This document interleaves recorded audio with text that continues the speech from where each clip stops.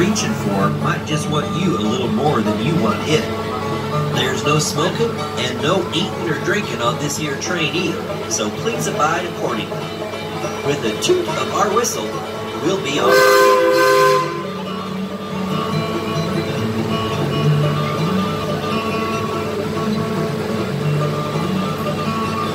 We'll be traveling over to the Raven Gap train depot, and along the way, you'll see some of the history and the present of Six Flags Over Georgia.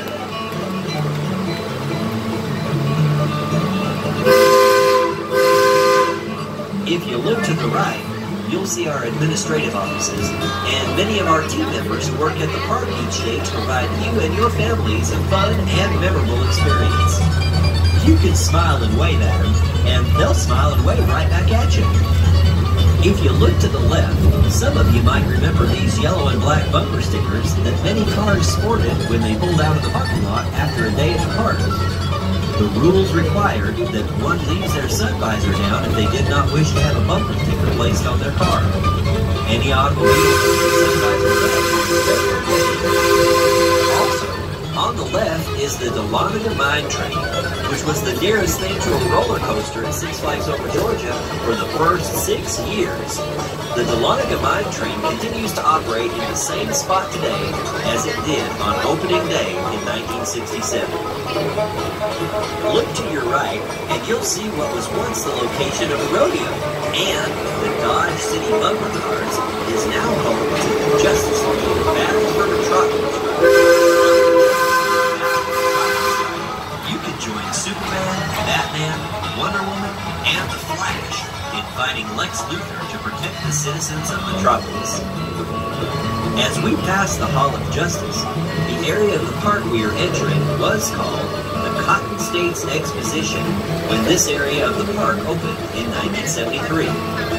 The Cotton States Exposition was modeled after an actual World's Fair type exposition that had been held in Atlanta in 1895. Notice the antique cars riding around the carousel?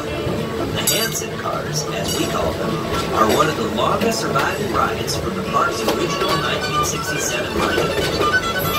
Off of the right-hand side of the train, you'll see what was, when it opened in 1973, the centerpiece of the Cotton States Exposition area of the park, the Great American Scream Machine.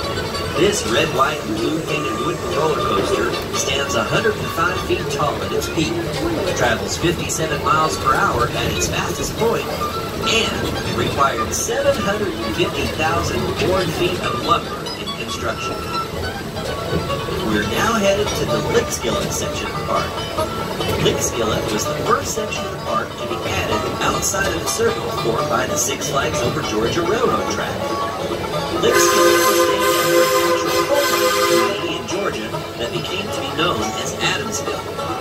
As we cross over the bridge, if you look to your right, you'll see the second Skylift run that was added to run between Lickskillet and the now Peachtree Square sections of the park. We're now crossing over into River Country. In June of 1967, this was the home of Jean Ribaud's adventure. All along the banks of the man-made river were animated figures acting out some of the key events in early Georgia history, as well as depicting the many dangers faced by early explorers. After the 1989 season, Jean Ribaud's adventure came to an end. With the new craze for whitewater rafting rides sweeping theme parks, the trough of Jean Ribaud's adventure was dredged, widened, and converted into today's Thunder River. We're about to pull into the Raven Gap Train Depot. The Raven Gap Depot is the halfway point of the Six Flags Railroad line and is named for a gap in northern Georgia that early settlers used to pass through the mountains and into the state of Georgia. Now, once we come to a complete stop and the engineer sounds the train whistle, you'll be free to exit this here train.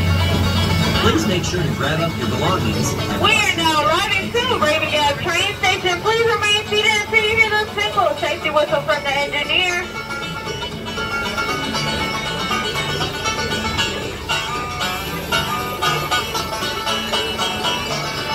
Once again, remain seated until you hear the signal safety whistle from the engineer.